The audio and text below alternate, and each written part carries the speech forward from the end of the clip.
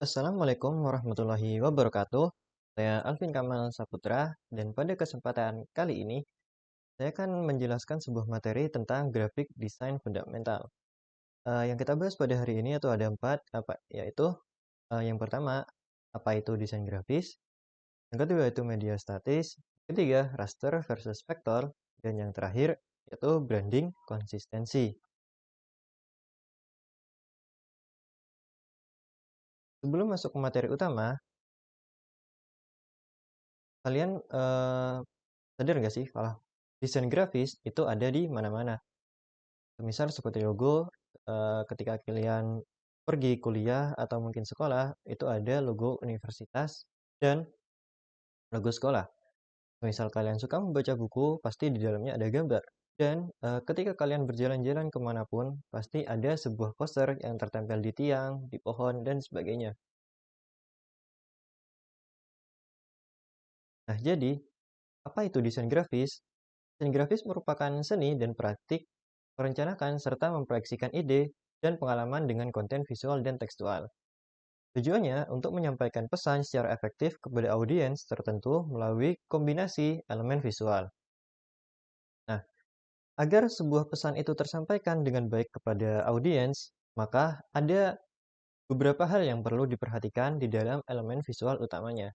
Yang pertama itu tipografi, seperti pemilihan dan penataan huruf untuk menyampaikan karakter dan nada dari sebuah brand atau sebuah desain.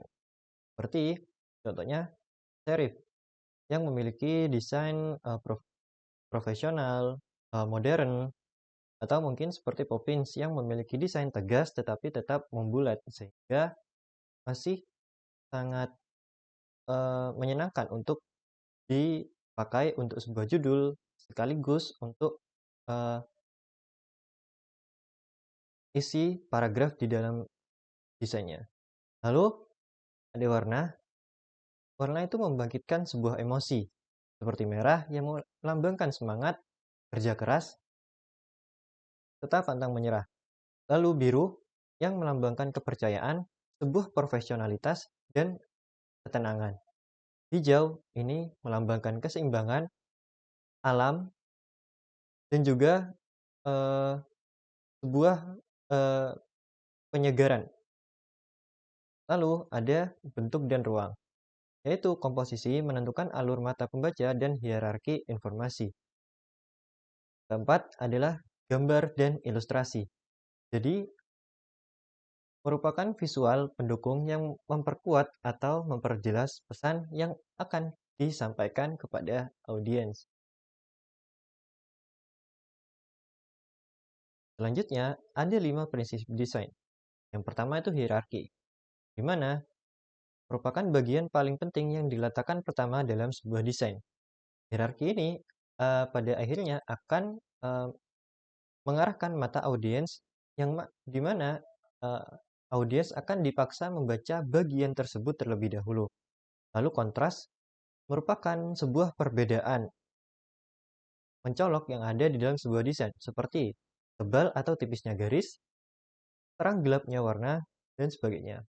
Lalu ada alignment, yaitu sebuah penataan objek atau visual. Seperti yang di sebelah kiri itu materi pertama dengan isinya, lalu yang di sebelah kanan itu merupakan materi kedua dengan isinya. Lalu repetisi itu merupakan sebuah konsistensi desain yang dimana desain akan terlihat bagus ketika itu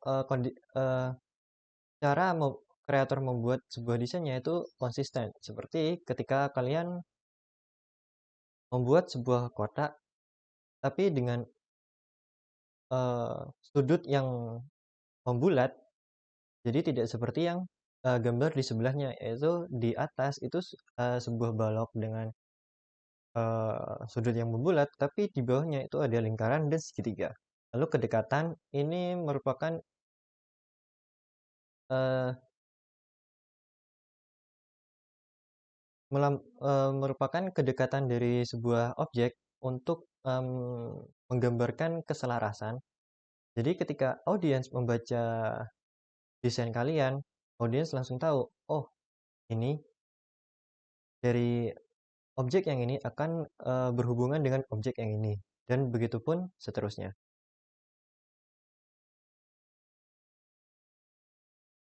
Dari yang kedua itu media statis, yang dimana merupakan format visual yang tidak bergerak, gambar diam tanpa animasi atau interaksi.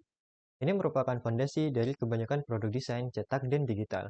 Nah, ada dua media yang ada di materi media statis, yaitu media cetak dan media digital. Media cetak ini merupakan seperti sebuah brosur, poster, atau sebuah kemasan. Lalu media digital itu seperti thumbnail video atau poster iklan digital.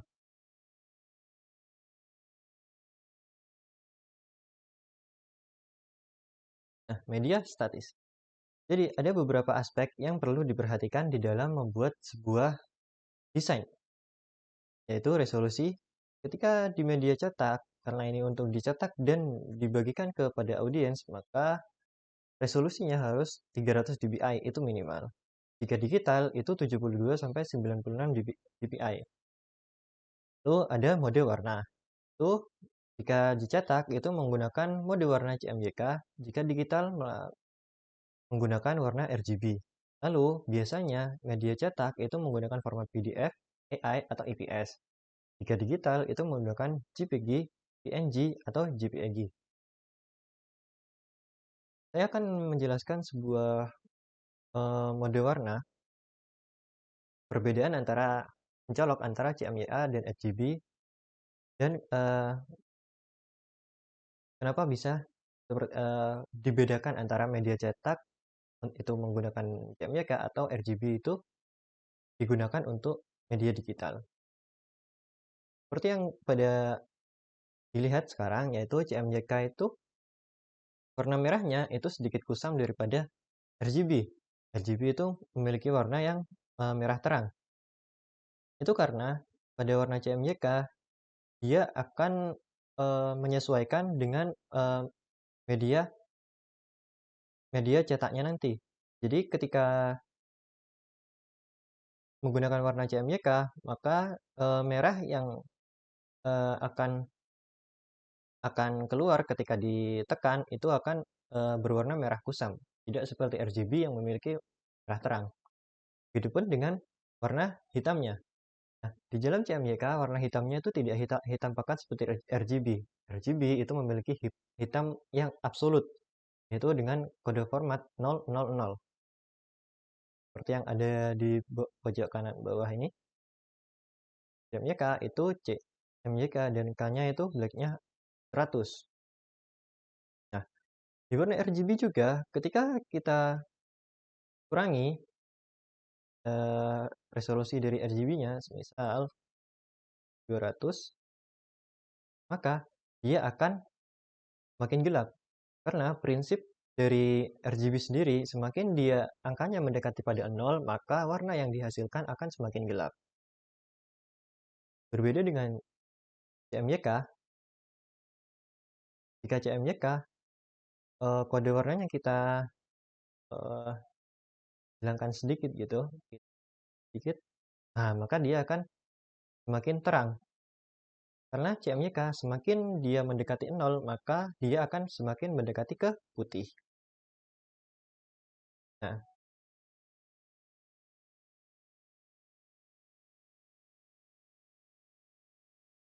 selanjutnya adalah raster versus vektor.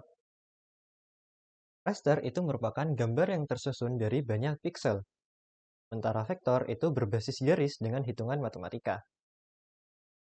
Jadi, raster itu merupakan sebuah gambar yang terdiri dari banyak piksel. Nah, ketika gambar itu di zoom, maka akan terlihat banyak piksel seperti pada gambar yang ini. Untuk sementara vektor itu dia kan lebih halus karena dia berbasis garis. Gitu. Dia belum diubah di format menjadi sebuah gambar. Format penyimpanan dari raster biasanya berupa JPG, PNG, dan JPG. Nah, fungsinya sendiri, kenapa raster itu gambar yang ketika di zoom itu menunjukkan banyak pixel gitu. Jadi kualitas seperti berfungsi untuk mencetak foto dengan kualitas tinggi. Karena foto kualitas tinggi itu memiliki banyak piksel warna yang eh, sangat sulit untuk diuraikan. Lalu logo web yang dan foto dengan background transparan.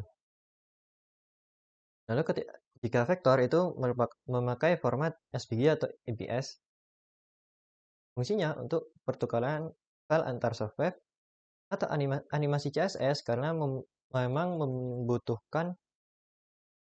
eh, membutuhkan gambar yang benar-benar tidak pecah ketika di zoom. Lalu untuk logo web juga sama bisa dipakai untuk logo dari sebuah website karena tipe penyimpanannya website itu bisa menyimpan gambar SVG ataupun JPG. Kapan digunakan?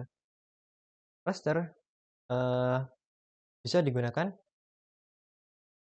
di foto dan gambar fotografis, retouching dan photo manipulation, tekstur dan efek realistis, dan background dengan detail tinggi. Ini semua penggunaan ini membutuhkan banyak piksel warna untuk membedakan antara warna satu dengan yang lainnya. Nah, sementara vektor itu untuk logo dan identitas brand, tipografi dan lettering, lalu infografis dan diagram. Karena mereka terkadang hanya membutuhkan satu warna yang terpisah-pisah. Untuk lebih jelasnya, saya akan contohkan. Di sini ada sebuah gambar. Ini masih berbentuk sebuah vektor, yang dimana ketika di zoom, dia tidak menunjukkan sebuah eh, pecahan. Kita copy. Ketika kita ubah menjadi bitmaps, resolusinya 300 dpi dengan color mode. Ketika di zoom, nah dia sudah mulai menunjukkan sebuah garis pixel. Ketika sudah seperti ini, dia bisa terlihat perbedaannya ya, warnanya jadi sedikit lebih kusam karena ya mereka memang diformat untuk mengikuti media untuk menyesuaikan dengan media yang akan digunakan untuk mencetaknya.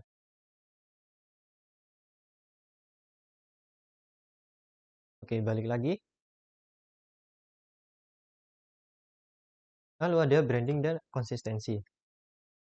Konsistensi brand adalah penerapan identitas visual yang seragam di semua touchpoint dari website, media sosial, kemasan, hingga presentasi.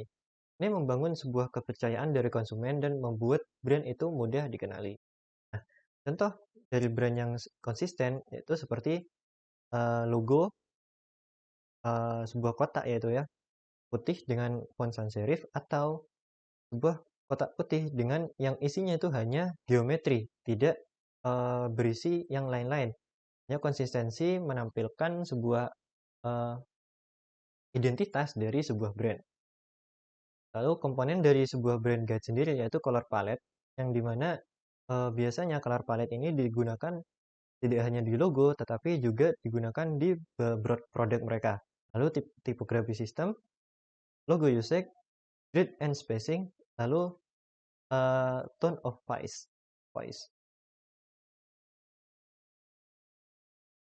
Baik, itu saja materi dari saya. Kurang lebihnya saya mohon maaf. Wassalamualaikum warahmatullahi wabarakatuh.